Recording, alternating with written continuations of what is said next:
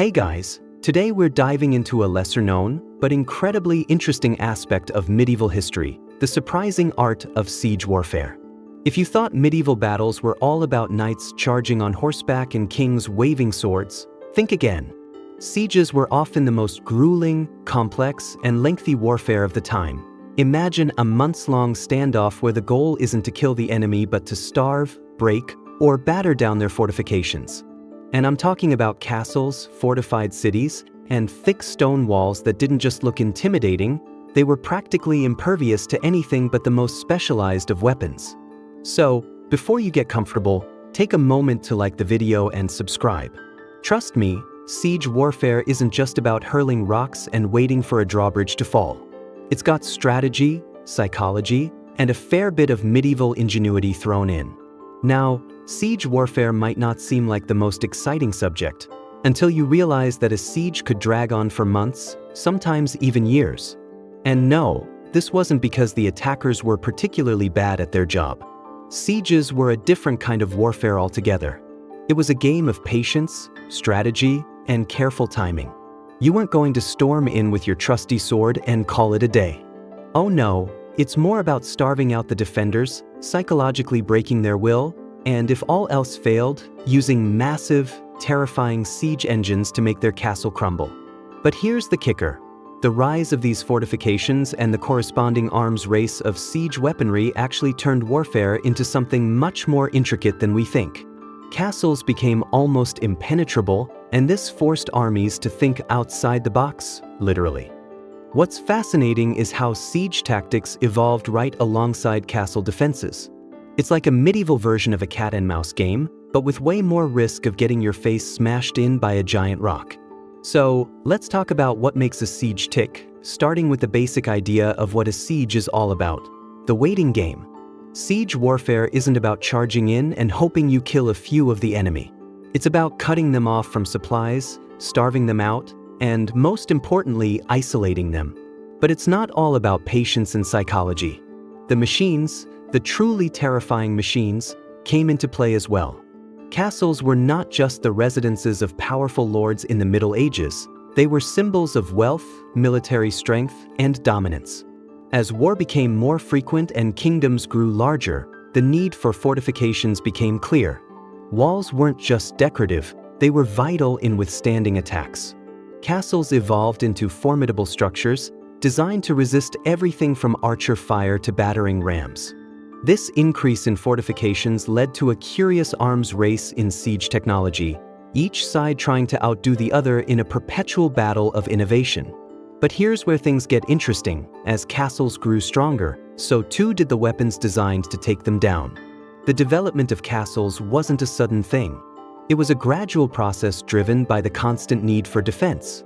Early medieval castles, simple structures made of wood, were replaced by stone fortifications designed to withstand attacks.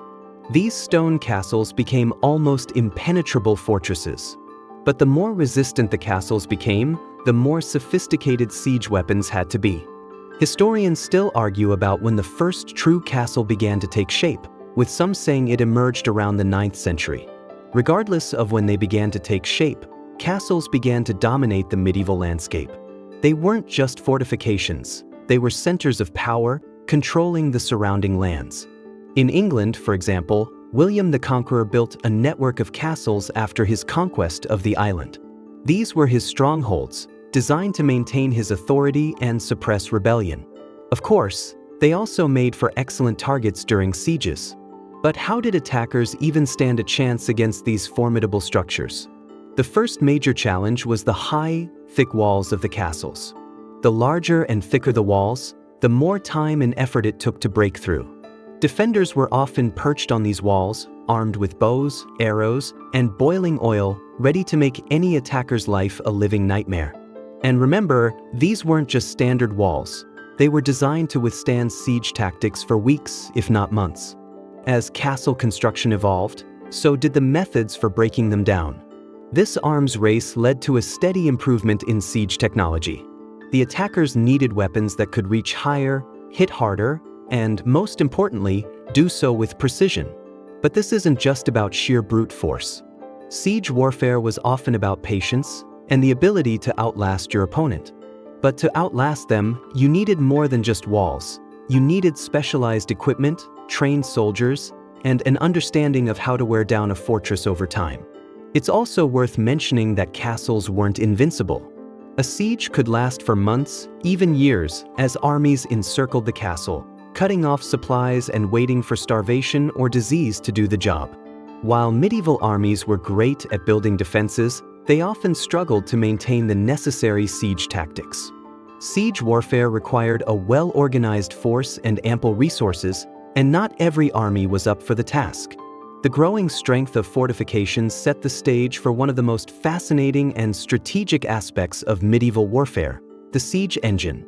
These machines were designed to break down the walls either by sheer force or by hurling massive projectiles. And believe me, these weren't your everyday catapults. They were colossal, terrifying devices that seemed more like ancient machinery than anything we'd call a weapon today. Now, let's talk about siege engines, the true stars of medieval siege warfare. If you've ever seen a movie where they fling giant stones or flaming projectiles over a castle wall, then you've seen the basics of medieval siege technology. But let me tell you, those giant rock-throwing machines weren't just for dramatic effect. They were incredibly powerful, meticulously engineered, and sometimes more terrifying than the soldiers themselves. The introduction of siege engines changed the game entirely. The most famous of these engines was the trebuchet. Think of it as the medieval version of a giant slingshot, only way more lethal. The trebuchet worked by using a large counterweight to launch a projectile over great distances. Some of these projectiles weren't just heavy rocks. They could be diseased corpses, flaming tar, or even the occasional head of a particularly obnoxious enemy lord. The idea?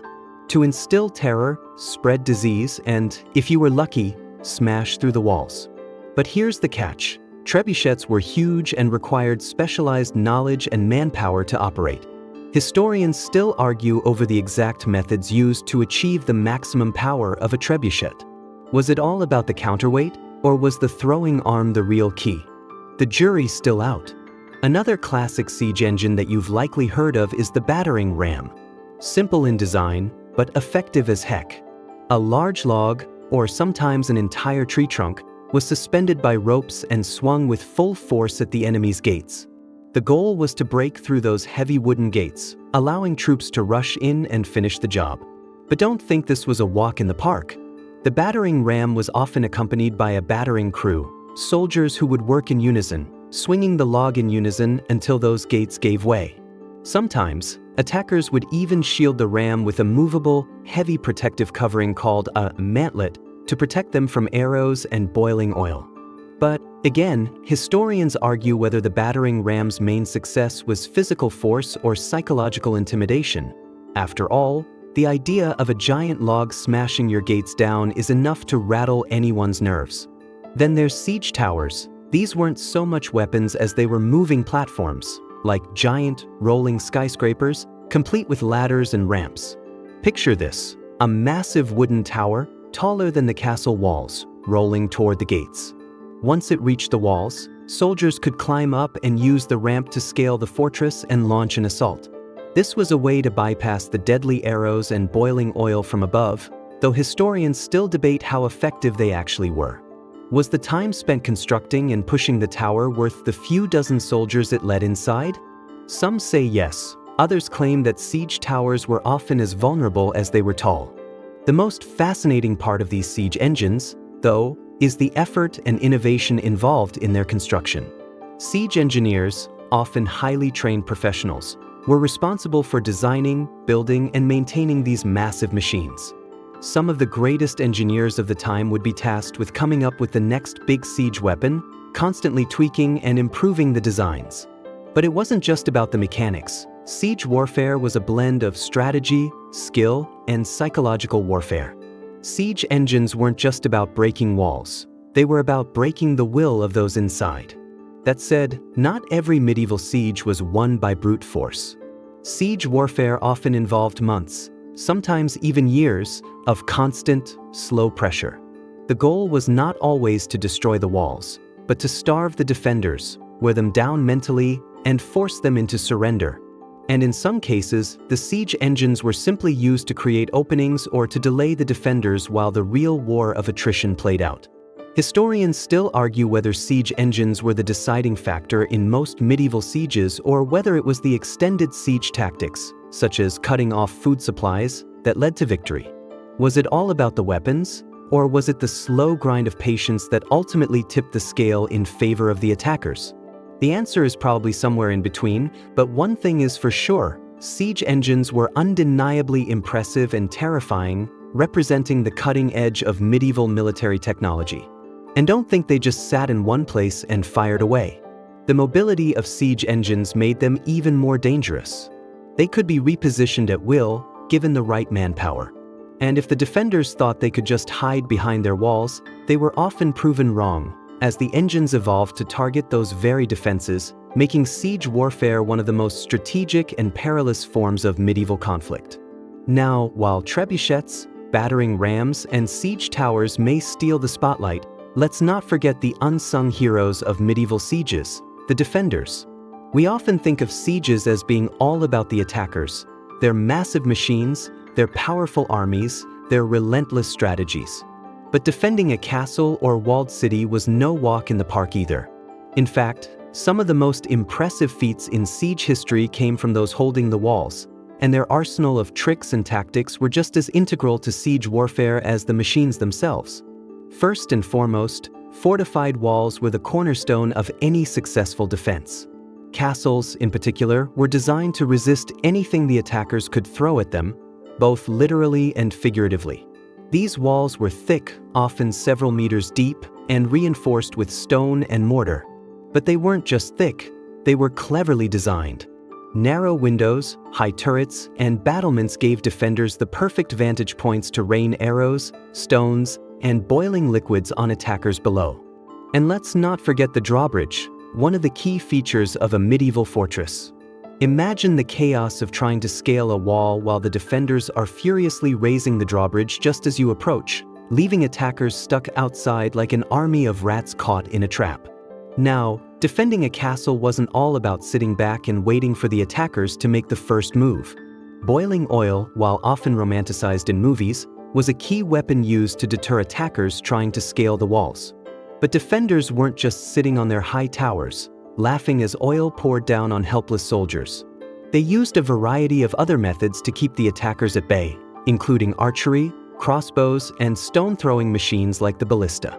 The ballista, often described as a giant crossbow, was used to shoot large projectiles at attackers from a distance. Defenders were always looking for ways to make life as miserable as possible for the besieging forces. But here's the kicker: psychological warfare played just as much of a role as the physical weapons. Defenders had an interesting trick up their sleeves: mockery. Yes, you heard me right. Some defenders would taunt the attackers, shout insults from the walls, and even parade mock banners to demoralize the besieging forces. Imagine the scene. You've been laying siege to a fortress for months, only for the defenders to mock your every move, making you question your very existence. Some historians argue that this kind of psychological warfare was just as effective as any weapon, shaking the morale of attackers who, after months of waiting, could be on the brink of despair. Let's not forget about the underground tactics either. One of the most innovative and terrifying defensive methods was the use of sapping. Sappers were soldiers specifically trained to dig tunnels underneath enemy walls in order to undermine their strength. They'd dig for weeks, sometimes months, digging long, deep tunnels that could collapse the walls above them. It sounds like something straight out of a war movie, but it was a crucial part of the defensive strategy. The real challenge? Defenders had to stay vigilant and stop these sappers before they could strike. The idea of undermining a wall from below was like medieval trench warfare: complicated, dangerous, and incredibly risky for everyone involved. But here's the catch: while some defenders were busy with these elaborate tactics, others were simply doing their best to outlast the attackers. The key to a good defense in a siege was often resilience, withholding long enough to wait for reinforcements or to outlast the enemy's supplies. The defenders would often hurl refuse, yes, human waste, over the walls at attackers. The idea wasn't just to gross out the enemy, although that was a bonus. It was to infect them with disease and make their siege more uncomfortable than it already was. It's kind of a twisted way to say, we're not just going to defeat you, we're going to make sure you never want to siege anyone again. Historians still debate whether defensive tactics like these were as effective as attackers' siege engines. Some argue that while weapons like trebuchets could break down walls, the defenders' ability to maintain morale, execute complex counterattacks, and most importantly, stay alive during lengthy sieges gave them a significant edge. The idea of psychological fortitude, not just physical strength, being a part of the defense strategy is still a subject of scholarly debate. Can an empire truly maintain its strength if its citizens, especially its defenders, are mentally worn down by the siege? So, the next time you think about a siege, don't just imagine armies battering down walls. Picture the defenders sitting back, calmly eating their dinner, watching the attackers lose steam, and maybe, just maybe, hurling a little mockery in the process. Siege warfare was as much a battle of wits as it was a battle of weapons, and sometimes, the defenders won just by holding on long enough. So, let's talk about starving the enemy out, one of the oldest tricks in the siege playbook. You might be thinking, isn't that just a waiting game? Well, you're not wrong. But this wasn't just about sitting there hoping the defenders would run out of food and water. This was a strategic, carefully planned effort to break the enemy's will and force a surrender without so much as launching a single trebuchet stone. Here's the thing. Castles and walled cities might have been built to withstand a direct assault, but they had one weakness: supplies. Once the gates were closed, the defenders could last for a while, but not forever. Siege warfare wasn't just about overwhelming force. It was often about patience. Attackers would surround the walls, cutting off food, water, and reinforcements. It was all about wearing the defenders down, both physically and mentally. Think of it as a medieval version of Hunger Games, but instead of tributes fighting for survival, it's entire armies starving out entire populations. Historians still argue whether starving an enemy into submission was as effective as it sounds. On one hand, you have the psychological warfare at play. Eventually, the defenders would start to question whether holding out was even worth it. They'd see their food supplies dwindling, and they knew that if reinforcements didn't arrive, it was only a matter of time before they would either have to surrender or die of starvation. The defenders weren't just fighting an army, they were fighting the clock. But here's the twist. Sometimes the attackers weren't all that successful. Because defenders often had well-stocked supplies in the castle, and they weren't necessarily going to run out of food as quickly as attackers might think. A good castle would have secret stashes of provisions, and water might be sourced from wells within the walls, making it harder for the attackers to completely starve them out. Historians debate whether defenders sometimes fared better than the attackers in these scenarios, as attackers had to keep their siege forces fed and healthy while they waited. A siege could sometimes drag on for months, and in those cases, both sides were battling against time and supplies. But don't think starvation was the only card played. The psychological aspect was huge. Desperation would set in, and morale would drop. Imagine you're a soldier on the wall, watching your comrades slowly weaken from hunger and disease. You can only hold out for so long before the fear of death sets in. Some sieges were prolonged simply because the defenders didn't have enough willpower left to keep fighting. The psychological wear and tear of a siege often broke people faster than the walls themselves. But what about when it didn't work? What if starving them out wasn't an option? In those cases, attackers would resort to breaching the walls. This is where the heavy artillery comes in. The siege engines, like the trebuchets or the battering rams, were often used to break down gates or smash through weakened points in the castle walls. These weapons were necessary when the psychological and starvation tactics failed to work. And even if the attackers couldn't starve their enemies, there was always the option of using tunnels to undermine the walls. Sapping, or digging tunnels underneath enemy walls, was a dangerous and long process. It required special soldiers known as sappers to dig these tunnels carefully, under cover of night, to avoid being spotted by defenders. The idea was to dig beneath the foundation of a wall until it became weak enough to collapse. These tunnels often led to dramatic scenes. Once the wall collapsed, the defenders' last line of defense was gone, and the attackers could swarm in. Now, let's pause for a second and consider the psychology of the defenders. As I mentioned earlier, when you're stuck in a besieged castle, watching your food run out and your friends lose hope, it's easy to give up. Historians argue that starvation and morale were often the deciding factors in a siege, rather than the actual walls and weapons. When it's been weeks of no food, no reinforcements, and the enemy is still out there, the idea of surrendering starts to look pretty good. And remember, surrendering didn't necessarily mean death. Most of the time, it meant being taken captive, but sometimes it meant being spared if you were lucky enough to be on the right side of the conqueror's mercy. Siege warfare, in many ways, was a war of attrition. Who could outlast whom? And the longer the siege went on, the more desperate the situation became for everyone involved. There are countless examples in history of defenders eventually giving in, not because they were overpowered, but because they simply couldn't handle the psychological strain of it all. Siege warfare wasn't just about weapons, it was about control. Control over food, control over resources, and control over the minds of your enemies. The question was never just, can we break through the walls? But how much longer can they hold out before they give up? In many ways, the real victory in a siege wasn't about scaling walls or battering gates. It was about breaking spirits, and that's where siege warfare really got interesting.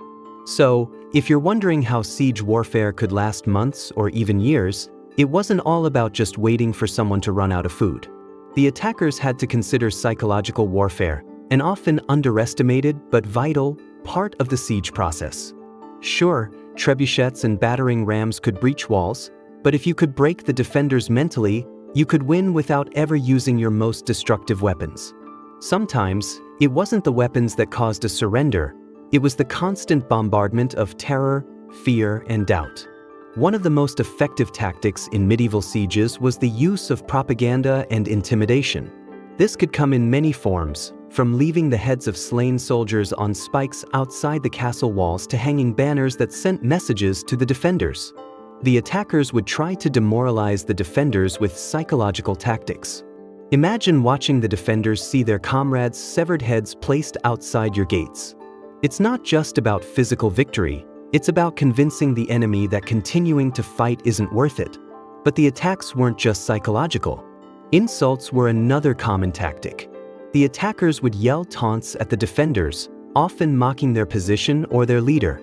Think about it. You're stuck in a besieged fortress, and not only are you running out of food, but the enemy is outside shouting taunts and insults that get under your skin. It's a classic way to slowly wear down the defenders.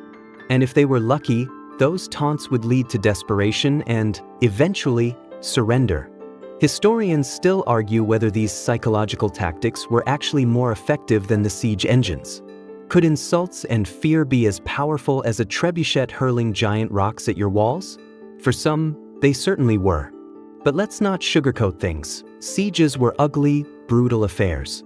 Disease was rampant in these confined conditions. With armies living in close quarters, disease would spread like wildfire, affecting both the besiegers and the besieged. In fact, the worst part of a siege wasn't the constant battle or the fear of dying.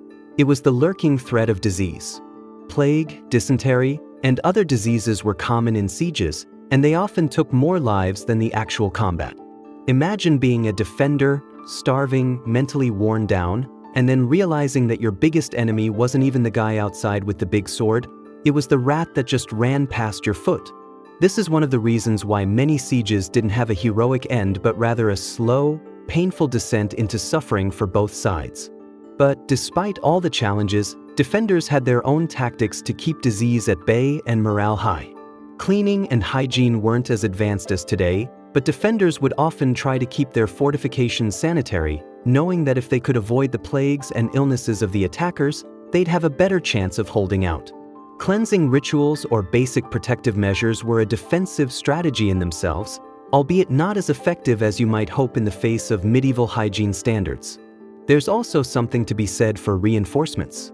If the defenders could somehow get help or break through the siege lines, they stood a good chance of turning the tables.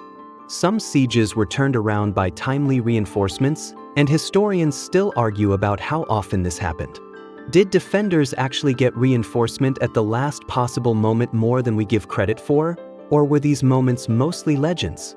Maybe the fear of reinforcements arriving kept attackers up at night more than they'd like to admit.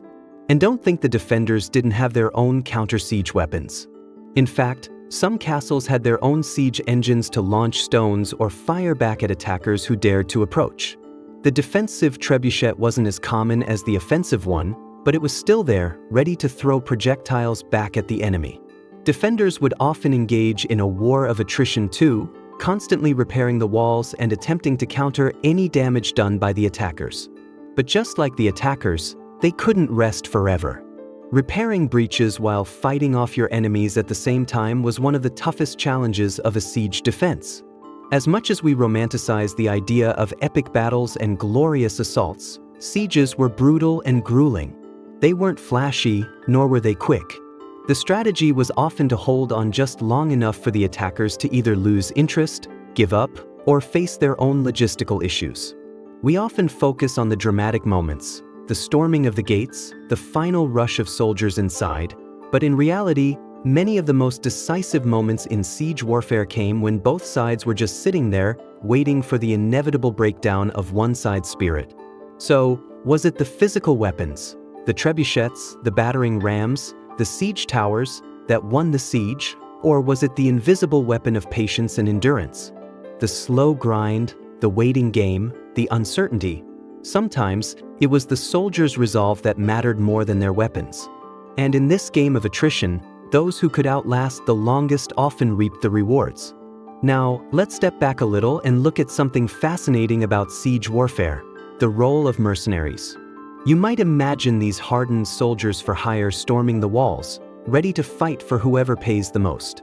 Well, you're absolutely right, but mercenaries in medieval sieges were often much more than just hired muscle. In fact, they were often the backbone of many military campaigns, and sieges were no exception. During a siege, the standard army would have its own core group of soldiers, but mercenaries were a key force. They could be brought in for specialized tasks, everything from handling siege engines to conducting sapping, the underground digging tactic we talked about earlier. They could also be the soldiers who bore the brunt of the assault, often sacrificing themselves for the glory of their employers. But here's the kicker: not all mercenaries were motivated by gold and glory. Some came for a cause, or for revenge, and some even had long-standing allegiances that meant they were willing to stick it out longer than a regular soldier would. Historians still argue about how effective mercenaries were in sieges. Were they just in it for the paycheck? Or did they sometimes fight with more determination than a regular soldier? On one hand, they were highly trained professionals who brought expertise to the battlefield, perfect for operating siege engines or handling delicate strategies like night raids or surprise assaults. But on the other hand, many mercenaries could be swayed by the highest bidder. They weren't exactly the most reliable force in terms of loyalty.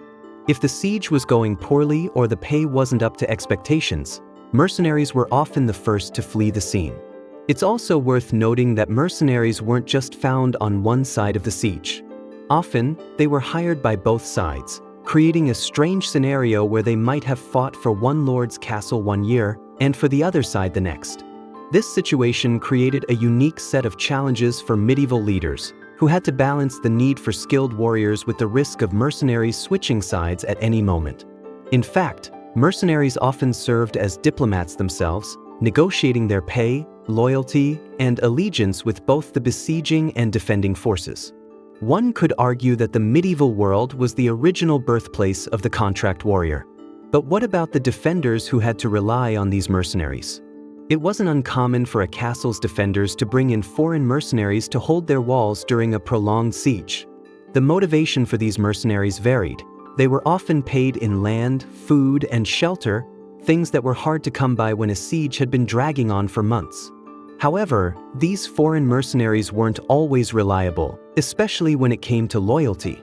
In some cases, defenders hired mercenaries who were more interested in running off with the castle's riches than in fighting for its survival. It was a precarious situation, but it was often a necessary evil. Some historians argue that these mercenary forces were essential to the successful defense of many castles, while others contend that their loyalty, or lack thereof, often led to defeats and even betrayal. On the flip side, mercenaries also played a huge role in attacking forces. These hired soldiers were perfect for conducting the more dangerous aspects of the siege, including breaking down gates, manning siege engines, and carrying out the assault on the weakened walls. But, as with defenders, they weren't always entirely trustworthy. In some cases, mercenaries on the attacking side would turn on their employers, demanding more money or threatening to withdraw their services unless the terms were changed. Some battles during a siege even turned into negotiations over pay rates. Imagine fighting an army while also trying to negotiate with your own soldiers to keep them from walking off the job. At its core, mercenary warfare during medieval sieges was driven by one simple truth. These soldiers were all about survival and self-interest. They were ready to follow orders, but only if those orders came with proper compensation. Their presence in the siege arena added a unique level of unpredictability to an already uncertain battlefield. Could they be relied upon to carry out the siege, or were they just another pawn in the grand game of medieval politics?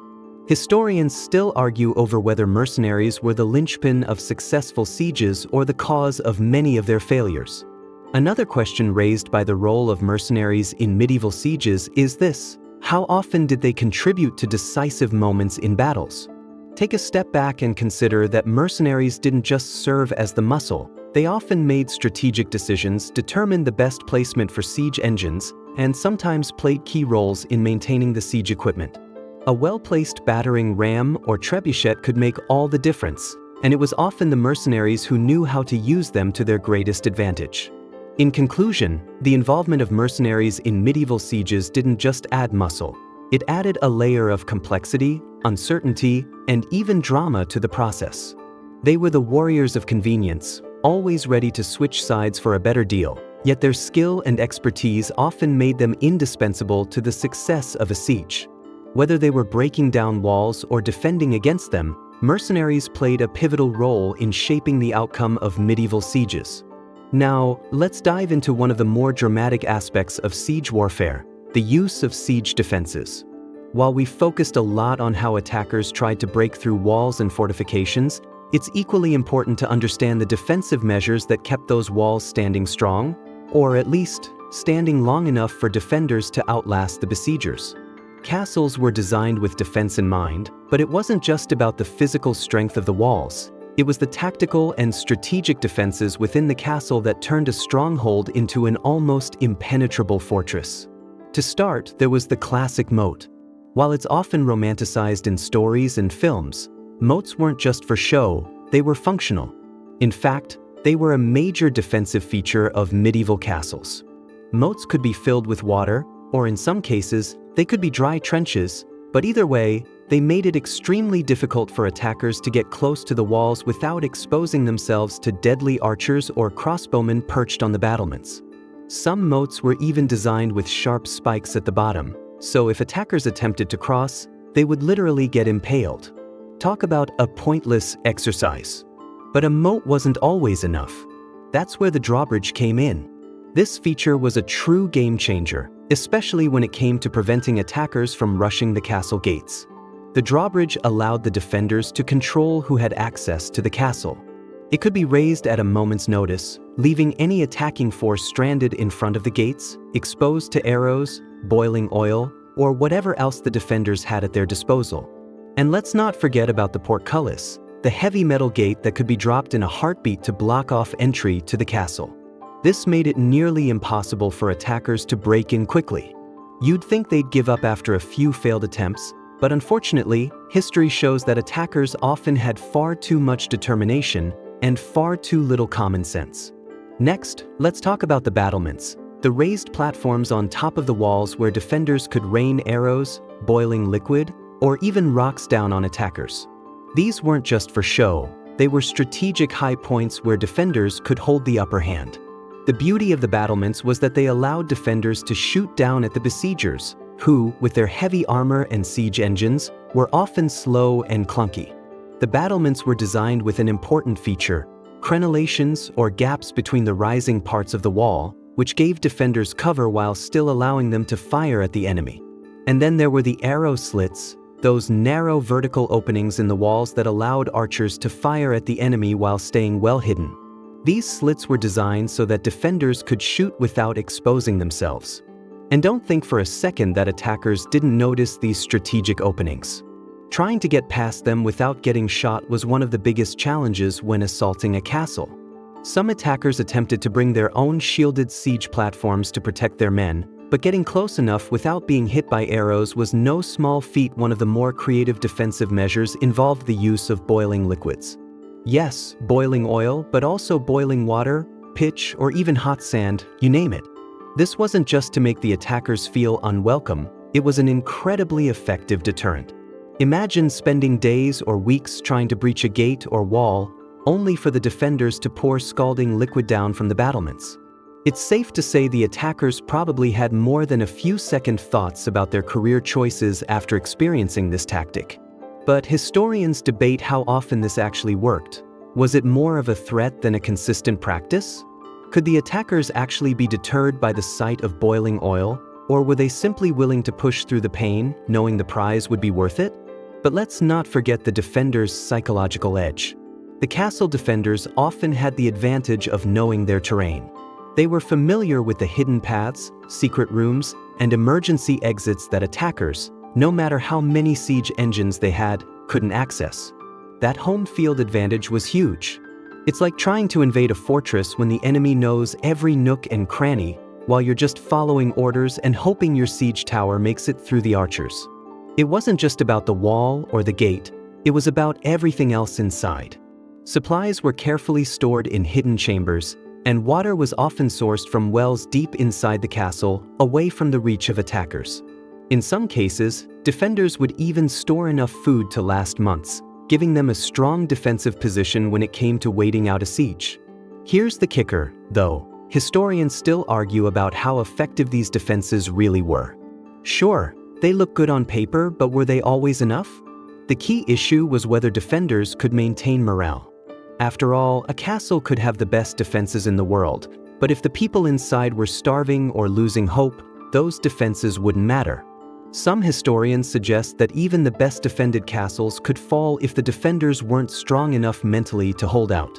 Ultimately, the defensive tactics used during sieges were just as important as the weapons attackers brought to bear. When attackers faced a strong defense, it was a game of patience and wits. And sometimes, despite the best-laid plans of the defenders, the attackers still found a way to get in, either by overwhelming the castle's resources or by exploiting a weak point that had been overlooked. By now, we've covered some of the major elements that made a siege so devastating: the attackers' siege engines, the defenders' psychological tactics, and the fortress itself. But let's not forget about the real war of attrition that occurred over time during these prolonged sieges. It wasn't all about charging in, throwing boulders, and hoping for the best. Sieges were often defined by resources. Yes, that's right. It's not the biggest army or the coolest catapult that wins the siege, but the supply chains. During a siege, the fate of the battle wasn't decided just by weapons or clever tactics, but by the logistical strength of both sides. Think about it. Both sides needed food, water, weapons, and ammunition to keep fighting. The attackers had to have enough provisions to last as they waited outside the castle, while the defenders had to maintain their stockpiles inside, hoping for reinforcements or the siege to break before they ran out of supplies. The attackers' ability to maintain the siege often hinged on their ability to block the flow of supplies, cutting off food, water, and trade routes from the outside world. Without those resources, defenders were at a severe disadvantage. For the attackers, this meant carefully planning their blockade. You don't just camp around a castle and hope they'll starve. Siege engineers worked tirelessly to build siege lines, cutting off access to nearby towns, roads, and waterways that supplied the castle. The longer the siege lasted, the more difficult it became for defenders to get fresh provisions. The attackers needed to maintain a tight siege to avoid a situation where the defenders could sneak out supplies or escape. Here's where it gets tricky for the defenders. They couldn't just wait out the siege forever. Sure, they had food and water stashed away, but supplies weren't the only concern. They had to worry about disease. Yes, in those tight, overcrowded conditions, sickness spread quickly. Think about the combination of poor sanitation, a lack of proper hygiene, and close quarters. What could go wrong? Well, We've all heard about how sieges could be devastating due to disease. Often, it wasn't the weapons, but the plague or dysentery that would break a siege. At one point, defenders inside castles could find themselves as vulnerable to the sickness spreading through their own ranks as they were to enemy attacks. Historians argue whether diseases like plague were often the real killer in sieges, or if the desperate conditions simply made diseases more rampant than usual. But it wasn't all about disease and starvation. The psychological aspect of a siege was deeply intertwined with the logistics of it all. You could be inside a perfectly fortified castle with plenty of food, water, and weapons, but when you know that reinforcements are nowhere to be seen and the enemy is waiting just outside your walls, your morale takes a hit. Defenders often had no choice but to rely on hope. And hope, my friends, is a terrible strategy for maintaining a siege. The longer it dragged on, the more likely the defenders were to break under the stress, especially as they realized their attackers weren't going anywhere. On the flip side, the attackers also faced massive logistical challenges. Keeping up the siege meant feeding and supplying an army, which could be expensive and resource-draining.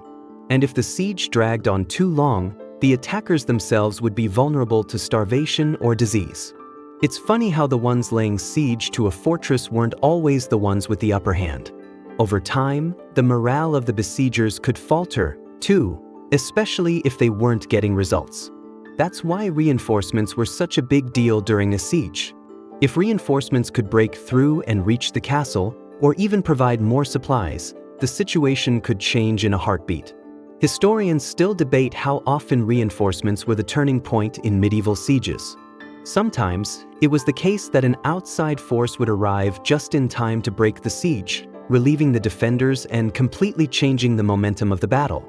Imagine, the defenders are on the brink of collapse, just waiting for that final blow to fall, and then, boom, reinforcements arrive, and the attackers have to scramble to regroup and defend their position.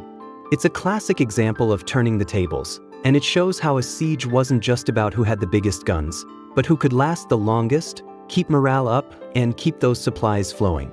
But for those castles that fell to starvation or disease, it was often a slow burn. The attackers didn't always have to storm the walls, they just had to outlast the defenders. And sometimes, it was all about patience. The defenders, without reinforcements, would surrender after weeks of waiting. And that's how sieges were won.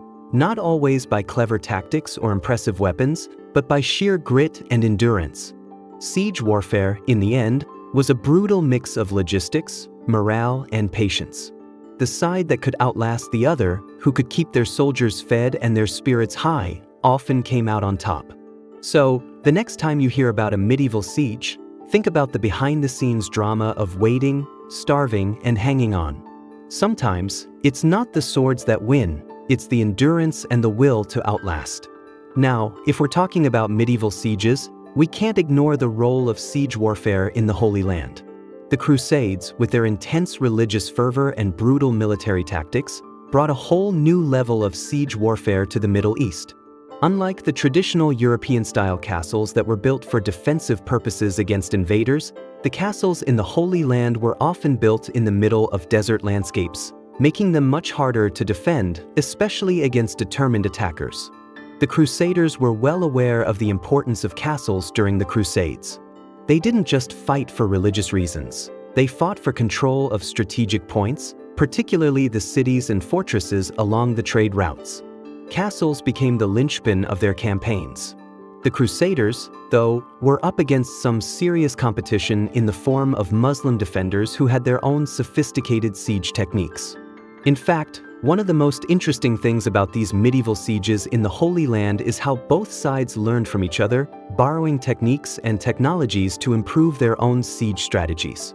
Historians still argue whether the Crusaders or the Muslim forces were better at siege tactics.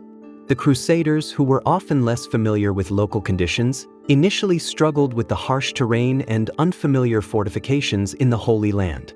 However, as the Crusades dragged on, they adapted and incorporated siege towers, battering rams, and other siege engines into their attacks. Muslim forces, on the other hand, were already familiar with siege warfare from earlier conflicts in the region.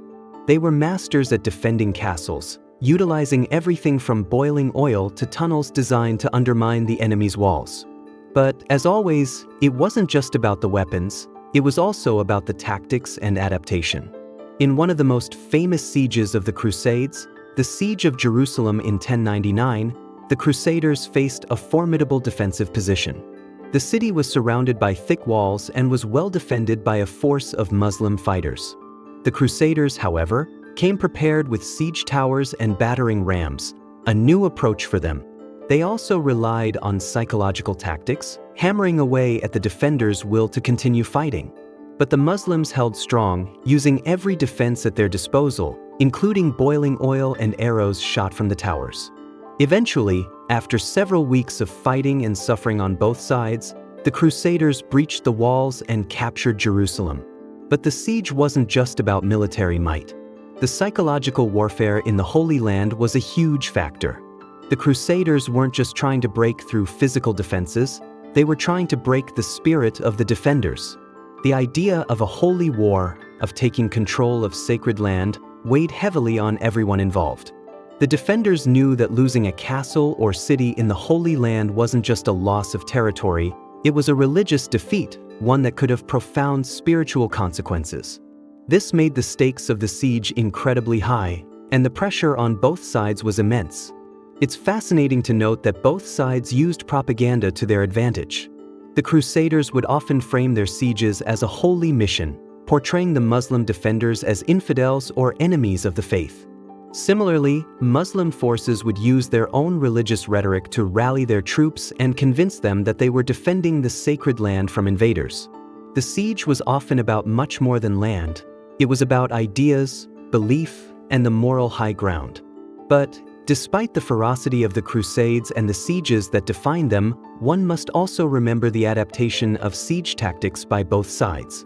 The Arab forces, for example, were known to develop perfect methods of resistance to siege warfare. They had their own siege engines, battering rams and towers, often countering the Crusaders' tactics with their own. The Siege of Acre in 1189 to 1191 is another classic example where Muslim defenders mounted fierce resistance with both physical and psychological strategies. The Crusaders eventually succeeded in breaching the city, but the siege itself lasted for years, with both sides suffering devastating losses. Historians still argue whether siege warfare during the Crusades was more about technological advancement or about religious fervor. Could the Crusaders have succeeded in their sieges without the belief that they were fighting a divine war? Would the Muslim defenders have fought so fiercely if they hadn't been defending their Holy Land? Some historians argue that the religious aspect was the driving force behind these sieges, while others suggest that siege warfare evolved into a science, influenced by both tactical advancements and the changing political landscape. In the end, what makes the siege warfare in the Holy Land so captivating is how it encapsulated both the physical and psychological sides of war. Castles and fortifications became symbols of the struggle between Christianity and Islam, between faith and power. The strategies used were complex, involving more than just walls and weapons. Siege warfare, in the context of the Crusades, became as much about belief as it was about brute force. As we look back on the Crusades and the role sieges played in shaping their outcome, it's crucial to understand how the methods of siege warfare evolved over time. While the early Crusades saw an impressive use of traditional medieval siege weapons, like trebuchets, battering rams, and siege towers, the later stages of the Crusades introduced a new technological innovation that fundamentally changed the way sieges were carried out: gunpowder. By the end of the 13th century, gunpowder weapons like cannons and bombards began to appear on the siege scene, and they would dramatically shift the balance of power. Gunpowder, with its explosive power, was a game changer. No longer were attackers relying solely on brute force and precision with siege engines. Cannons began to replace trebuchets as the preferred weapon of choice. These new weapons were capable of smashing through the thick stone walls of castles, which had once been considered impenetrable. The introduction of gunpowder weaponry marked a significant turning point in medieval warfare, as it rendered many traditional fortifications obsolete. But let's not get too ahead of ourselves. Before cannons became a staple in sieges, the process of using them was experimental at best. The early bombards were more dangerous to their operators than the enemy. These primitive cannons often exploded upon firing, leaving a trail of injured or dead soldiers in their wake. Despite this, the potential of gunpowder artillery was clear, and military engineers quickly began to refine these weapons, ultimately giving them more accuracy, stability, and power. By the time of the Hundred Years' War, cannons and bombards were becoming a reliable option for breaking down castle walls. Historians still debate the early effectiveness of gunpowder weapons in sieges. Some claim that cannons were a turning point, completely altering the landscape of warfare, while others argue that it wasn't the explosive power of gunpowder that was most revolutionary, but the psychological effect they had on defenders. Imagine sitting in a castle, enduring the endless battering from siege towers, trebuchets, and arrows, when suddenly, boom, a massive cannonball flies through your wall, leaving a gaping hole in its wake. It's hard to overstate the shock and terror this would have caused. For defenders, it was no longer just about maintaining their walls. It was about surviving a completely new type of attack. As gunpowder began to change siege warfare, castles had to evolve, too.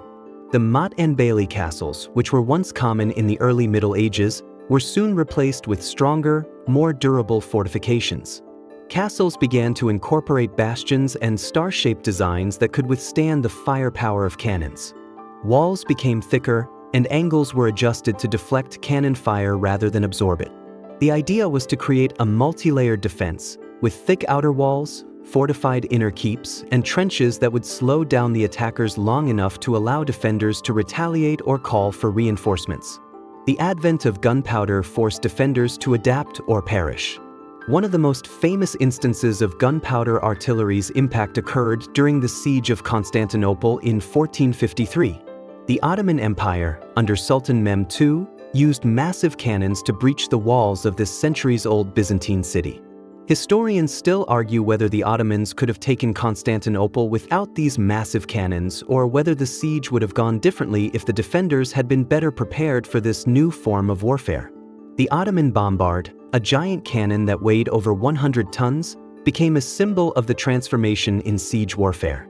Once the walls of Constantinople finally fell, it marked the beginning of the end for medieval siege tactics and the onset of a new era of firearms and gunpowder warfare. But despite the advances in artillery, siege warfare didn't become a quick and easy endeavor.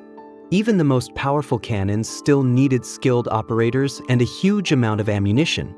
The siege would often take weeks or even months, with both sides suffering significant losses. And while cannons could now breach the walls, it wasn't just about firing them. There was still a great deal of coordination and planning involved in laying siege to a well-defended fortress. The size of the army, the resources available, and the ability to maintain a blockade were still the deciding factors in many cases. Despite the shift in weaponry, siege warfare remained a delicate balance of technology, psychology, and timing. So, what can we take away from the role of gunpowder in medieval sieges? Well, it wasn't a quick fix. The transition from traditional siege tactics to gunpowder-based artillery took time, and its effects on the overall course of medieval warfare were far-reaching. The power of gunpowder changed the technology of war, but it also altered the psychological landscape. In the end, it wasn't just about tearing down walls. It was about breaking the spirit of the defenders, making them feel vulnerable even in their heavily fortified castles. Historians continue to debate whether gunpowder changed the way sieges were fought or whether it simply added a new layer of complexity to an already intricate system of warfare. In either case, the medieval siege era came to an end not with the blast of a cannon, but with a slow evolution into modern warfare tactics that blended artillery, firearms, and the growing importance of infantry over fortifications. As the medieval period gave way to the early modern era, siege warfare continued to evolve, particularly with the increasing influence of gunpowder and firearms. By the 16th and 17th centuries, the power of artillery had completely redefined how sieges were conducted. While castles and fortified walls had once been symbols of power and security, they now faced the growing threat of new, more powerful artillery pieces, which were capable of causing devastating breaches with far more precision than ever before. The age-old fortress, which had stood proudly for centuries, was beginning to show cracks in its once impenetrable armor.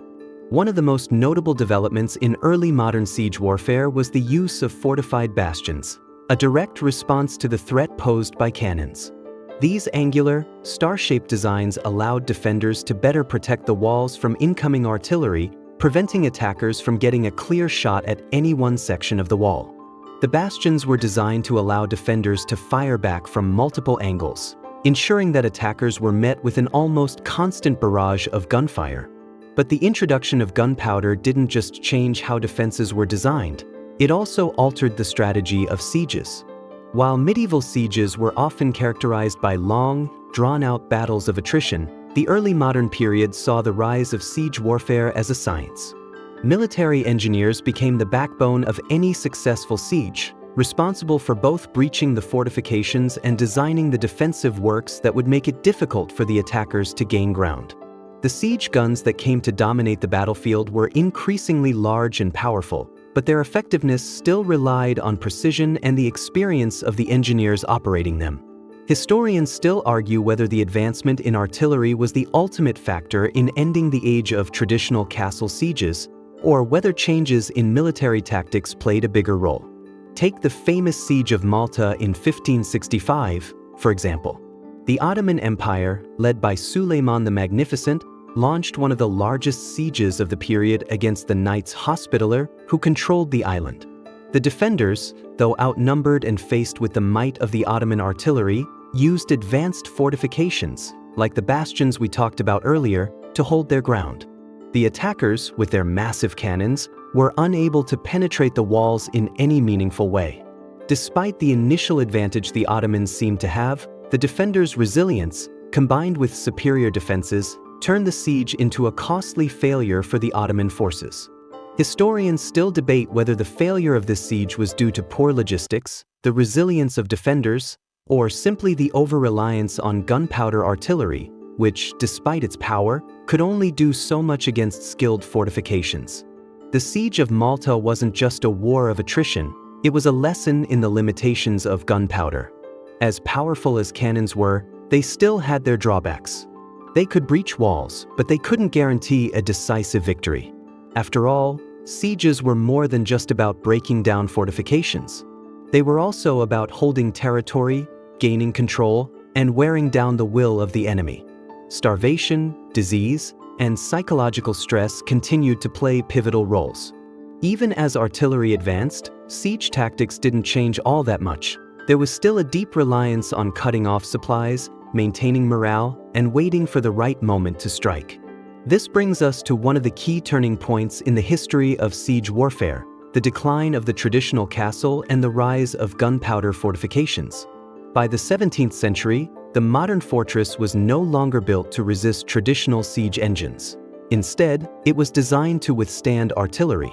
The thick stone walls of the old castles began to give way to angled fortifications, which allowed defenders to counter artillery fire with greater efficiency. The classic castle was no longer an impenetrable structure, it was simply another battlefield to be contested.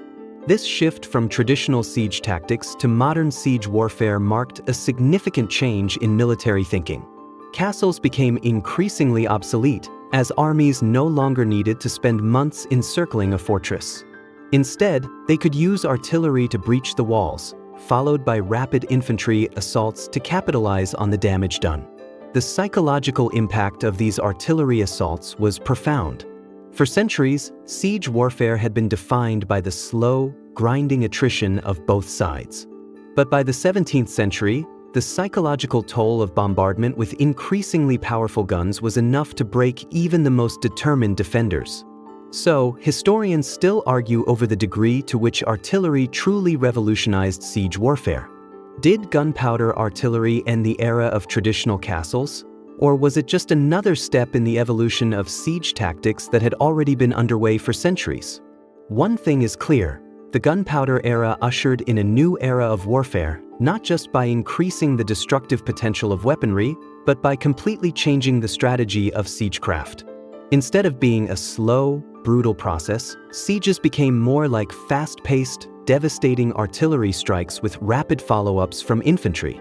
In the grand sweep of military history, this moment marked the transition from the medieval to the modern. The final days of the traditional medieval siege would lead to the dawn of early modern warfare, where guns and cannons replaced swords and arrows, and castles no longer represented ultimate power, merely one step in the evolution of battle. As the 17th century marched on, the role of siege warfare continued to evolve, but the psychological and technological aspects of sieges remained a central theme. Even as gunpowder artillery became the dominant force in sieging fortifications, the nature of the siege, waiting, tiring out the enemy, and forcing a surrender, still lingered, albeit in a much more modernized form. The Siege of Turin in 1706, for example, marked a point of transition as artillery had advanced, but the siege tactics were still deeply rooted in medieval principles.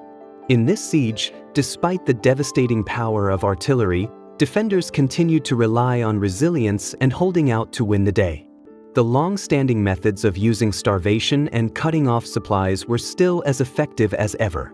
Yet, it wasn't just the military strategies that were evolving, it was also the nature of the warfare itself. Gunpowder artillery transformed the siege, but it also transformed the whole approach to warfare. Fortifications, even those designed to withstand artillery, were becoming less useful as military doctrine shifted.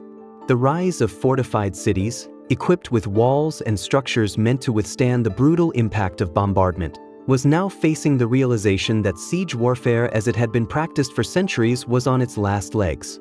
The battle for fortresses during the 17th century wasn't just about fortifying the walls, it was about preparing for a siege that could potentially be broken through in hours, rather than months.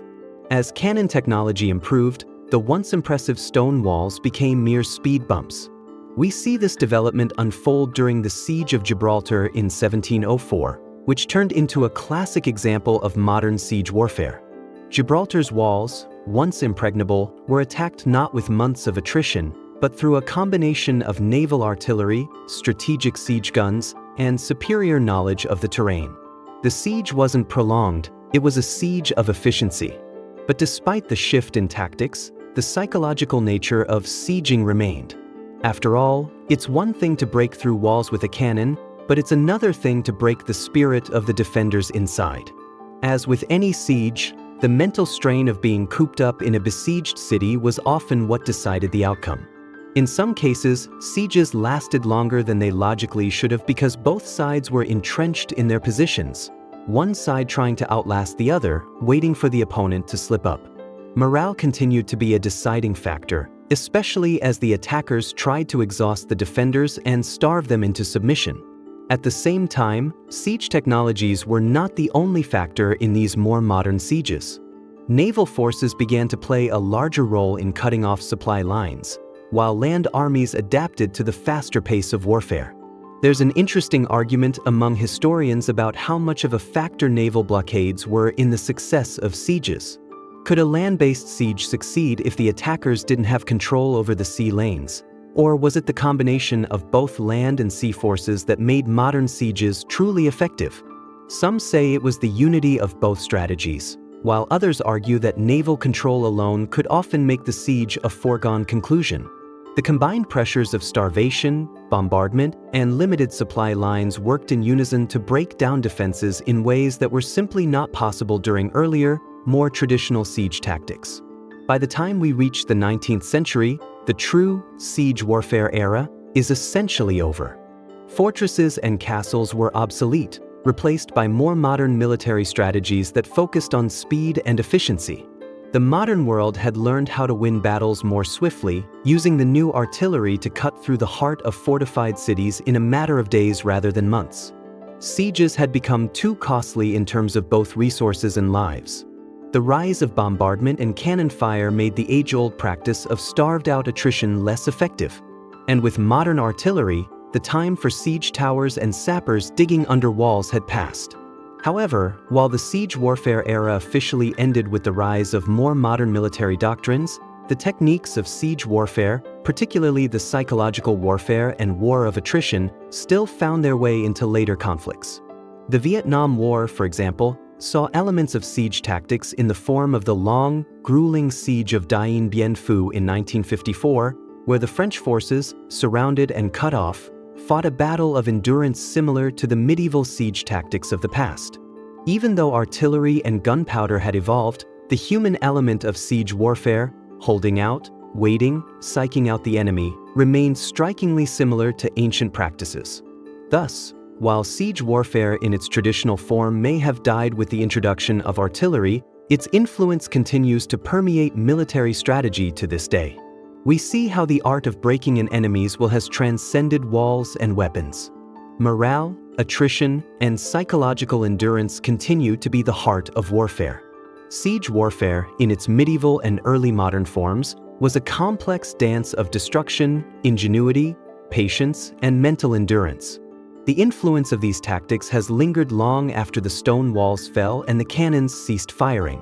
What started as a strategy to outlast an enemy has transformed into one of the most enduring aspects of modern warfare. As we shift into the modern era, it's important to reflect on how the evolution of siege warfare set the stage for the tactics and technologies used in contemporary conflict. By the 20th century, the concept of a siege had transformed drastically. While the walls of castles and cities were no longer the focal points of battle, the psychological and logistical aspects of sieging remained a key feature in many prolonged conflicts. In World War I, the siege mentality resurfaced in the form of trench warfare, where soldiers found themselves stuck in defensive positions, unable to make significant moves without facing the constant threat of artillery and bombardment. One of the most well-known examples of a modern siege occurred during World War II, specifically the Siege of Leningrad. This was less about attacking fortified walls with trebuchets and battering rams and more about surrounding a city, cutting off supplies, and waiting for the defenders to crack. The German forces surrounding Leningrad in 1941 did exactly what medieval attackers had done. They starved the population, shelled the city relentlessly, and played a waiting game. The defenders, however, displayed incredible resilience, holding out for almost 900 days under brutal conditions, despite the overwhelming odds. It was a battle of attrition, not with heavy artillery or siege engines, but with hunger, cold, and relentless bombardment. Historians still debate whether the Siege of Leningrad was a turning point in how modern sieges are viewed. Some argue it was a lesson in the modern application of medieval siege tactics, especially when it came to the psychological effects of prolonged starvation and isolation. Others argue that the resilience of Leningrad's defenders and the logistical challenges faced by the German forces make it less about traditional siege warfare and more about wartime survival. Either way, the psychological warfare and the strategies of cutting off resources remained clear connections to the ancient art of siegecraft. The same psychological tactics were later seen in urban warfare during the Syrian civil war. Cities like Aleppo were subjected to prolonged sieges, with forces surrounding these urban centers and using tactics to disrupt supply lines, create fear, and force surrender. As in the medieval period, attackers focused on starving out the defenders and breaking their morale. This modern version of siege warfare, though involving more advanced artillery and weaponry, was still fundamentally about creating the conditions for psychological collapse. It's interesting how even in the era of modern warfare, the basic principles of siege tactics, such as isolating the enemy and breaking their will to fight, are still relevant. Looking at these more recent examples, historians argue whether modern siege tactics are simply an extension of what we saw in medieval times. Are urban sieges in modern warfare just a new chapter in the history of siege warfare? While modern bombardments and blockades are far more technologically advanced, the key principles of siegecraft, cutting off supplies, applying psychological pressure, and exhausting the enemy, remain unchanged. It's remarkable to see how siege tactics have survived and adapted across centuries. From the use of siege engines to gunpowder artillery, the underlying goal of a siege has always been to weaken the enemy, physically, psychologically, and spiritually, until they either surrender or are destroyed. But as we move into the modern world, it becomes clear that the nature of a siege is less about breaking walls and more about breaking spirit. Siege warfare's enduring legacy lies in its ability to evolve with the times while still maintaining its core strategies. The reliance on artillery and airstrikes has replaced trebuchets and battering rams, but the emotional and mental toll it takes on the besieged is still at the heart of modern sieging. Whether it's the psychological warfare in the streets of Aleppo or the devastating blockades in Leningrad, siege warfare has always been a battle of endurance. The physical destruction of walls and gates is just the beginning. The real war lies in breaking the enemy's resolve. What makes siege warfare so fascinating is its timelessness. Despite the evolution of military technologies, the core elements of siegecraft remain eerily consistent. Siege warfare is about more than just tactics or technology, it's about who can outlast the other side. And whether you're defending a medieval castle or fighting in the trenches of World War I, the ability to hold out, to endure, and to keep your morale intact has always been just as important as the weapons used to destroy the enemy. In a sense, modern sieges are still deeply tied to those ancient principles. As we look back on the long history of sieging from the days of castles to the modern-day urban warfare, we can see how far we've come, while simultaneously recognizing that some things never change. Siege warfare has always been a test of willpower as much as it has been a test of firepower. And in the end, the question is not just who can shoot the hardest, but who can survive the longest. As we continue our journey through the evolution of siege warfare, it's impossible to ignore the impact of modern technology on the art of sieging. While the medieval catapults, battering rams, and siege towers have largely been replaced by artillery and airstrikes, the principles of siegecraft, cutting off supplies, psychological warfare, and overwhelming force, remain timeless. Modern sieges, however, often involve more than just physical isolation. They tap into information warfare, propaganda, and the power of media to influence the morale of not only the besieged but also the global audience. The advent of precision bombing, drone surveillance, and advanced reconnaissance has fundamentally changed how sieges are executed. Take, for example, the siege of Sarajevo during the Bosnian War, 1992 to 1996, where the Serbian forces surrounded the city and subjected it to a brutal siege that lasted for over 3 years. Instead of relying solely on traditional siege tactics, the attackers used advanced artillery and sniper fire to pick off defenders and civilians, while simultaneously attempting to break the resolve of the population through constant fear and isolation. The psychological warfare at play was a far cry from medieval tactics, but the goal remained the same: to break the spirit of the defenders and force them to surrender. Historians still debate whether this modern siege was more effective due to the technological advancements in warfare or whether it was the psychological toll that truly broke the city's will. In many ways, the modern siege represents the next step in the evolution of the age-old strategy of isolation, but now amplified with the use of technology that allows for more precision, surveillance, and, in some cases, the ability to deliver psychological blows from a distance. In Sarajevo, the constant bombardment and sniper fire led to widespread fear, and while the defenders were fighting hard, the mental and emotional toll was difficult to withstand. Another example of this modern approach to sieging can be found in the siege of Aleppo during the Syrian Civil War, 2012 to 2016. This conflict brought urban warfare to a level not seen in previous wars, with entire neighborhoods besieged and reduced to rubble. In the case of Aleppo, both Syrian government forces and rebels employed siege tactics, using artillery, airstrikes, and blockades to isolate and cut off the opposition. The key difference in this siege was the role of media. Journalists, activists, and social media played a significant role in documenting the human suffering and international outcry against the siege. The global response to the siege was amplified by the ability to broadcast the horrors of the conflict in real time.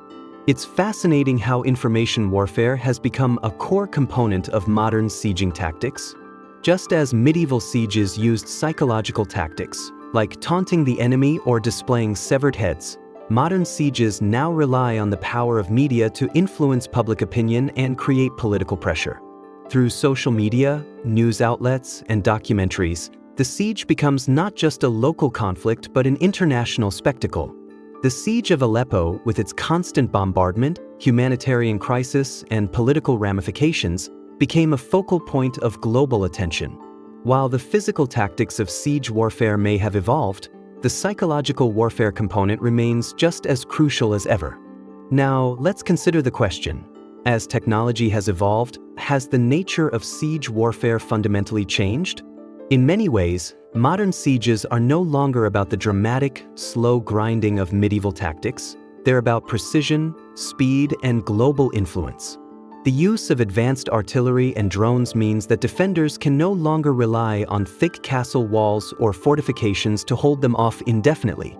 Instead, they face constant threats from the air, while cyber attacks and information warfare can disrupt communication and sabotage any defensive coordination. However, as much as technology has transformed siege warfare, it has also introduced new challenges for both attackers and defenders. As the use of technology increases, so too does the risk of civilian casualties.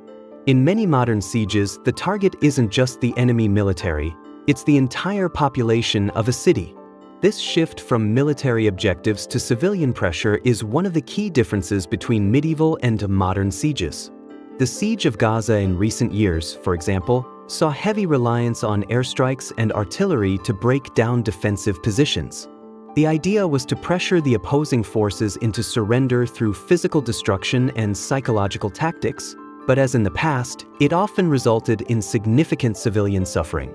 Historians still debate whether the use of modern artillery and air power in sieges is a natural progression or whether it's a perversion of the older tactics that were built around human endurance.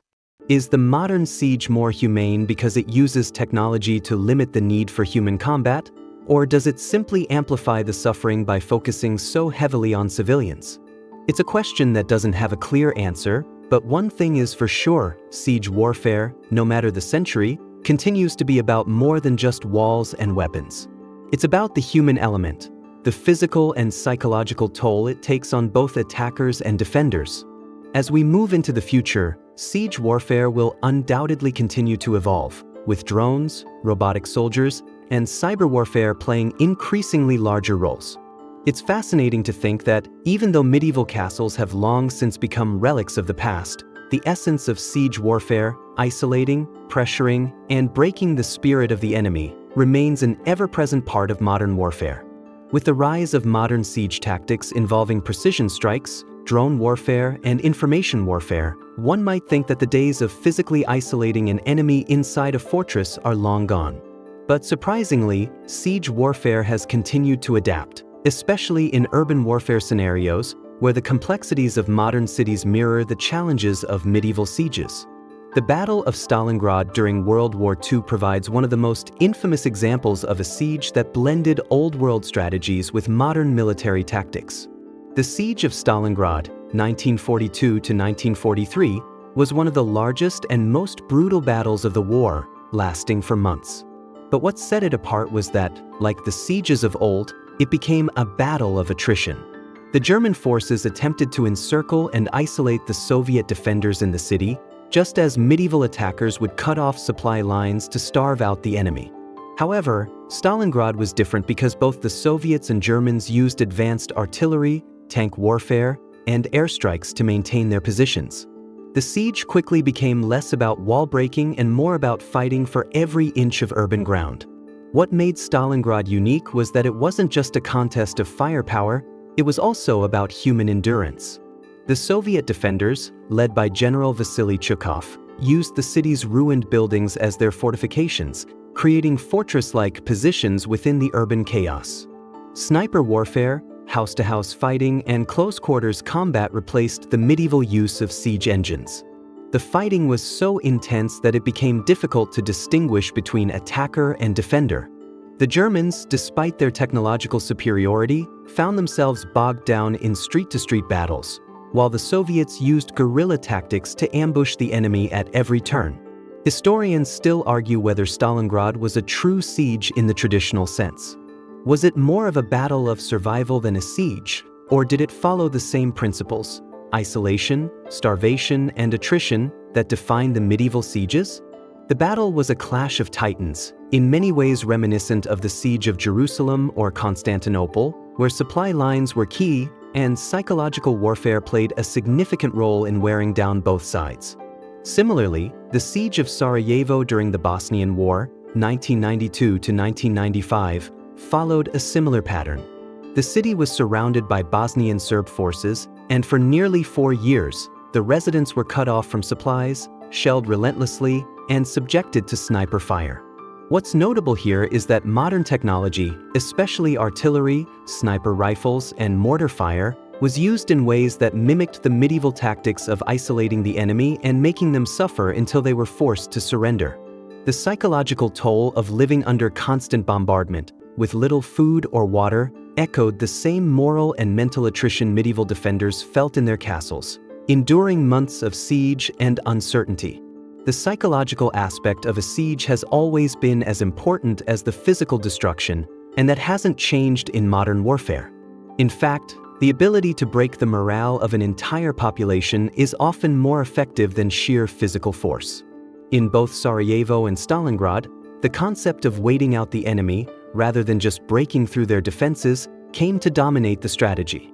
It wasn't just about pushing forward, it was about forcing the enemy to collapse from within, whether through lack of supplies or, more importantly, through the mental and emotional exhaustion of fighting a prolonged battle. Modern sieges, though they involve advanced weaponry and tactics, still incorporate elements of medieval siege mentality. The use of siege tactics in urban warfare remains grounded in the same principles of attrition and psychological warfare that defined medieval sieges. The difference is the scale and the sophistication of the technologies used to carry them out.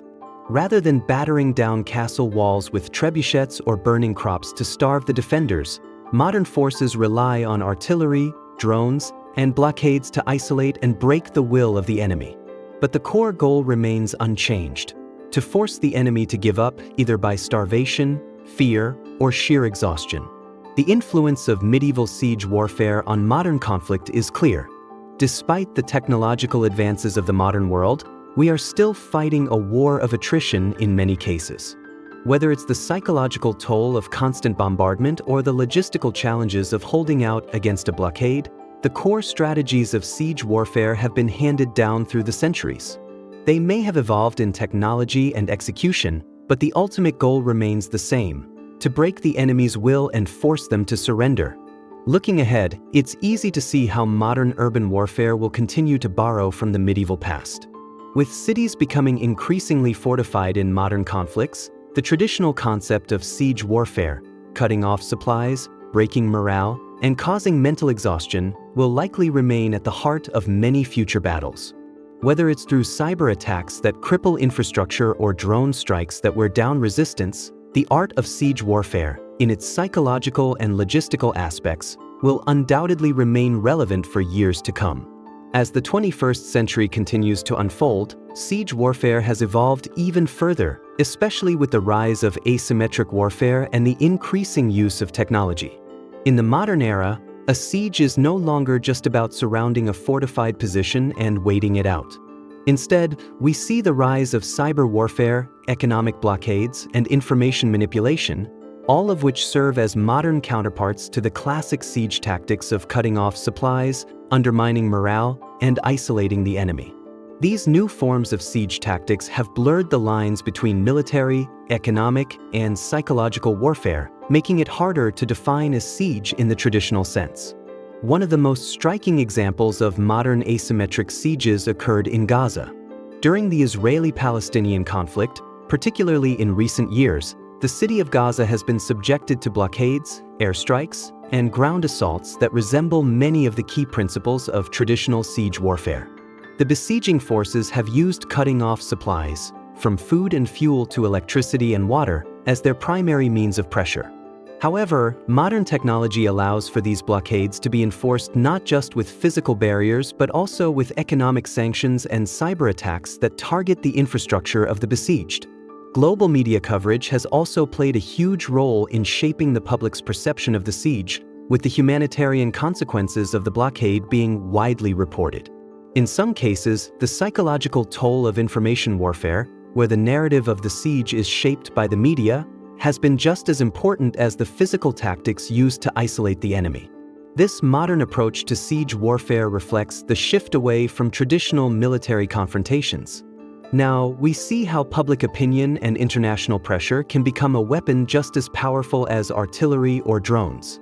In Gaza, for example, social media platforms and international aid organizations have highlighted the human suffering caused by the blockade, putting pressure on world leaders to take action. the attackers or the besieging forces find themselves not just fighting the military forces of the besieged, but also combating the global media's portrayal of their actions. The role of information manipulation and psychological warfare in modern sieges has taken on new significance. In an era of 24-hour news cycles and social media, a siege is not just a physical battle, it's a battle for public opinion. The besieged are not only fighting for survival but are also trying to shape the narrative, whether it's through social media campaigns, documentary films, or international legal challenges. This dynamic has created a situation where the success or failure of a siege isn't always measured by the ability to break through walls or breach defenses, but by the global response to the siege. Civilians caught in modern sieges often find themselves at the mercy of propaganda, as their suffering is used to further political and military agendas. Yet, as much as modern technology has changed the face of siege warfare, the core principles remain surprisingly intact. Just as in medieval times, modern sieges still aim to exhaust the enemy, cut off supplies, and break morale. While the methods may have changed, no longer do we see trebuchets hurling massive rocks over city walls, but we see drones and airstrikes dropping bombs on strategic locations. The objective remains the same: to force the enemy to surrender or collapse from within. Looking ahead, we can anticipate that cyber warfare will play an increasingly prominent role in future sieges. The ability to target critical infrastructure, from electricity grids to communications networks, offers a modern parallel to medieval tactics like sapping, where defenders would undermine the walls of their enemies by digging tunnels beneath them. Now, we can sabotage the digital infrastructure of a nation or organization, isolating them from the outside world and paralyzing their ability to function. The psychological toll this takes on both the defenders and the broader population is immense, as their ability to connect with the outside world is severed, leaving them feeling trapped and vulnerable. And yet, for all the new technologies and strategies, siege warfare remains a game of patience. Whether it's the medieval siege of a castle or a modern siege of a city, the principles of isolation, attrition, and psychological pressure still dominate the battlefield. As much as technology has changed the way sieges are conducted, it hasn't fundamentally altered the human nature of warfare. It's about breaking the enemy, physically, mentally, and emotionally, until they are ready to surrender. In many ways, siege warfare has never been just about breaking down walls. It's about breaking down the will to resist. Whether it's a medieval lord trying to starve his enemies into submission or a modern government using economic sanctions and cyber warfare to create chaos and exhaustion, the psychology of the siege remains the same. The aim is to create enough pressure so that the enemy cannot endure and will eventually give up, whether through surrender, fleeing, or simply being worn out by the unrelenting assault. So, while modern siege warfare may look very different from its medieval counterparts, the core principles are the same. The tactics have evolved, but the human cost and the strategic goals have remained unchanged. It's not about just breaking down walls. It's about breaking the spirit of the besieged.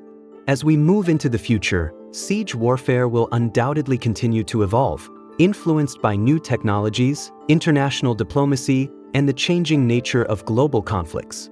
While modern sieges now often rely on airstrikes, drones, and economic sanctions, the psychological and emotional aspects of sieging remain just as important as ever. If anything, modern sieges might be even more complex, involving a multidimensional battle that stretches beyond the battlefield to the very hearts and minds of those involved. One of the most intriguing aspects of future siege warfare may lie in the rise of cyber sieges. While we've seen how cyber attacks can cripple infrastructure, disrupt communications, and undermine the morale of a population, cyber sieges could take this to the next level. Imagine a scenario where entire cities are held hostage through cyber warfare. Their water systems, energy grids, transportation networks, and even banking systems could be brought to a halt, effectively creating a digital siege. These tactics could cause severe economic paralysis and force populations into states of panic, fear, and isolation, all without a single shot being fired. But as digital warfare becomes a more significant factor, the human element of a siege still plays a crucial role. While attackers may gain control over a city's infrastructure, The real victory lies in how effectively they can weaken the will of the defenders. In the digital age, this may manifest not only through the threat of physical force but also through propaganda, social media manipulation, and disinformation campaigns.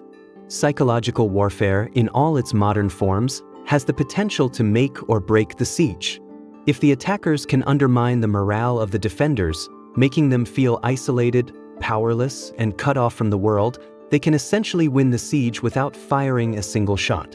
Looking to the future, one could even imagine a multidimensional siege, a siege that combines military force, cyber attacks, information warfare, and economic pressure. This is the new frontier of siegecraft, one where multiple elements of modern warfare come together to create a holistic siege experience. The attackers no longer need to just block off roads or shoot down walls. They can paralyze the city from within. The goal is not just to break through defenses, but to render the enemy powerless in the face of overwhelming pressure from every angle.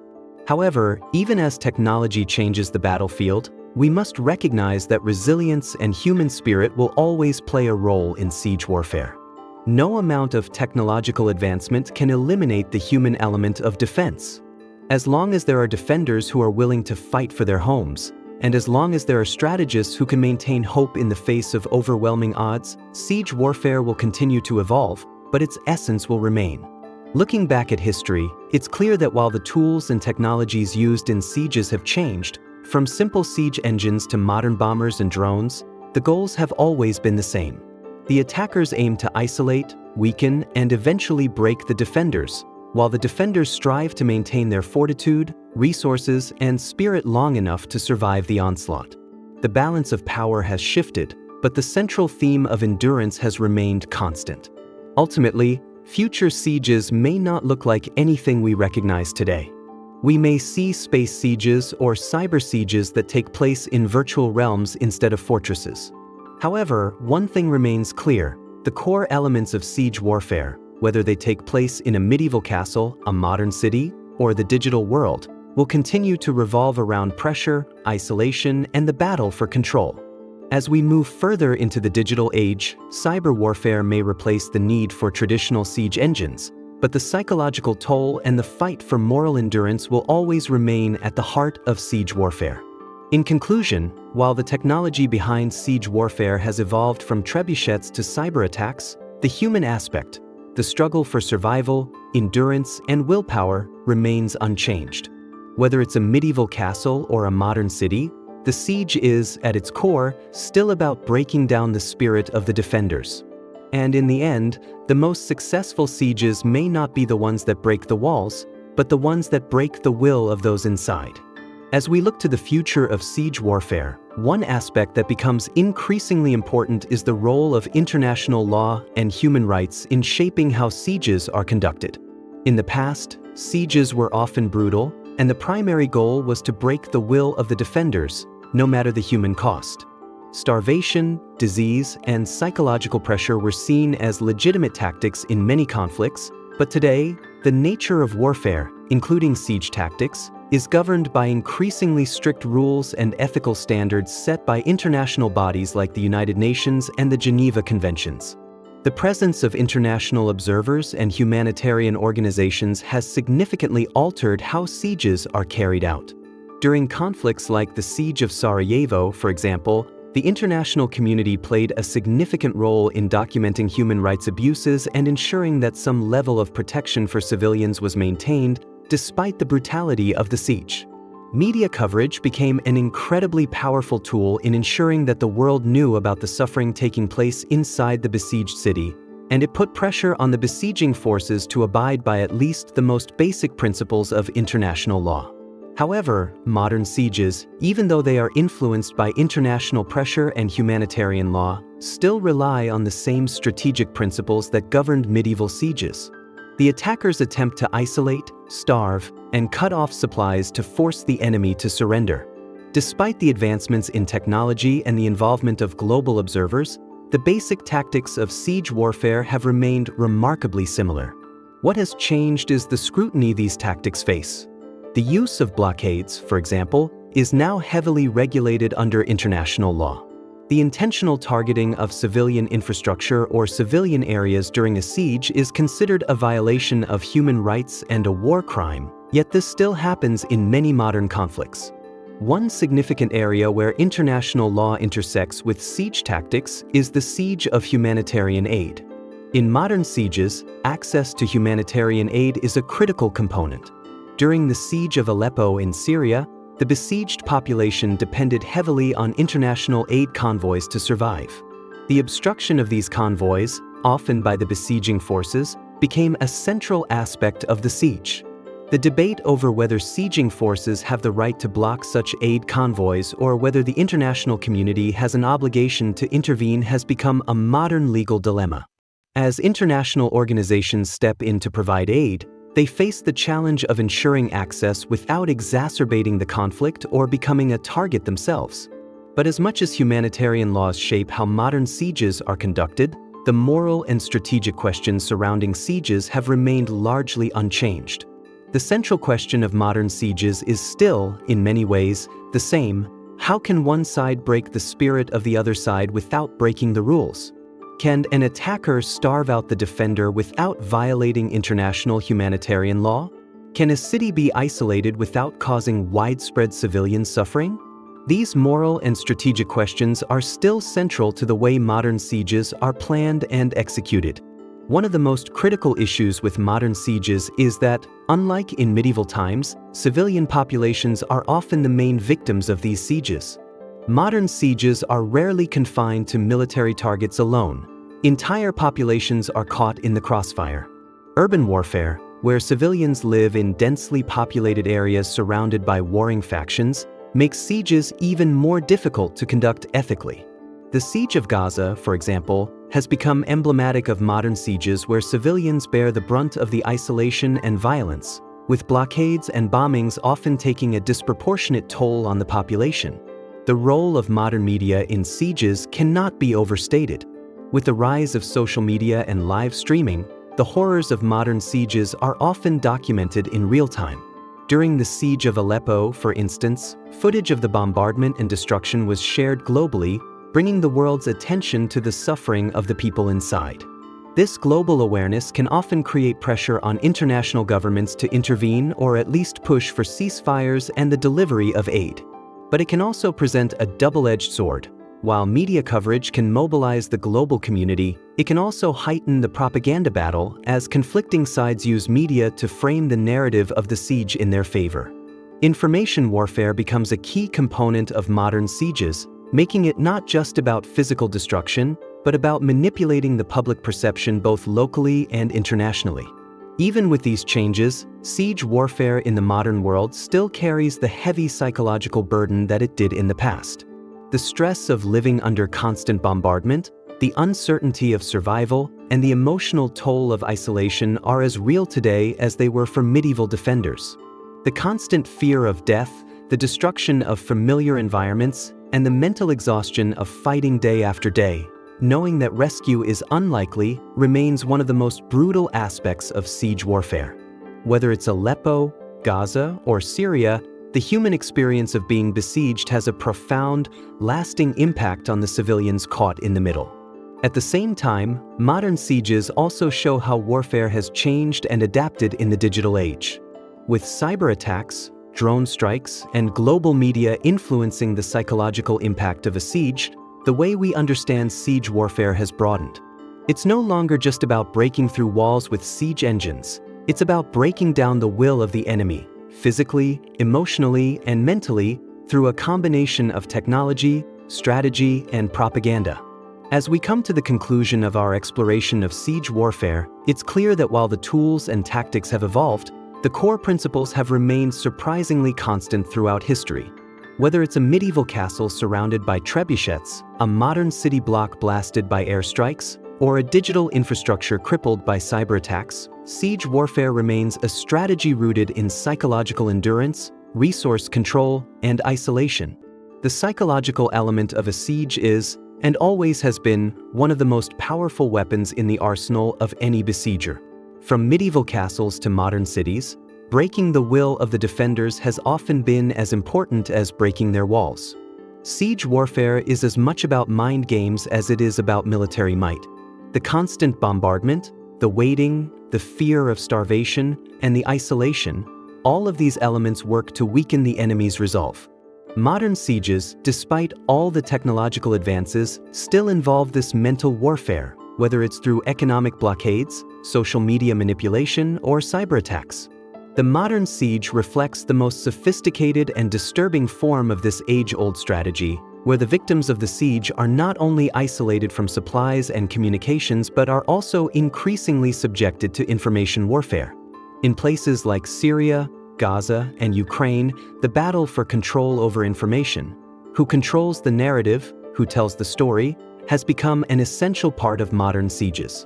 Just as medieval defenders had to withstand insults and taunts from attackers, today's defenders are subjected to propaganda and media manipulation that aim to wear them down mentally before the physical siege is even complete. And while technology has certainly changed the execution of siege tactics, it's not clear that it's improved the effectiveness of sieging in terms of breaking the enemy's spirit.